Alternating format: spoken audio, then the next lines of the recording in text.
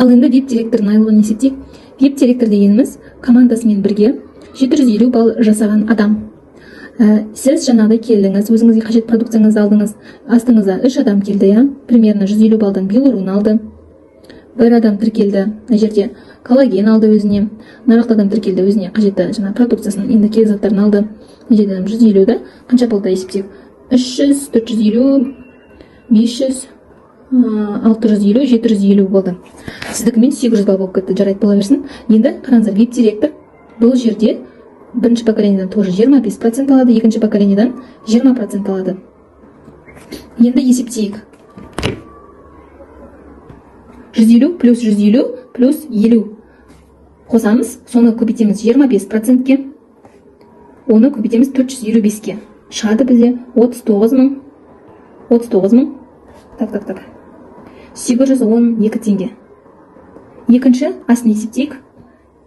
Астында 150, екінші поколение 150 плюс 100 плюс 150. Көбейтеміз 20%-ке бұл жерде. Көбейтеміз 455-ке, шығады 36.400 теңге.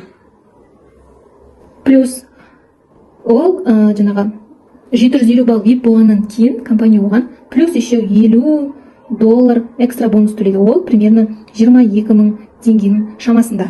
Сол кезде қазір есептейік. Плюс бұған еще өзінің жаңағы личный товар оборотынан 25% кэшбэк тағы да түседі. Қараңыздаршы, қаншама табыс алады. Ол примерно 5600 теңге, 5600 теңге, 98.212, 5600 теңге қосқан кезде 103.000 теңге шамасында айлық шығады VIP директорға 750 балдық. Енді сіздерде сұрақ туындауы мүмкін. Не үшін 455-ке көбейтеміз?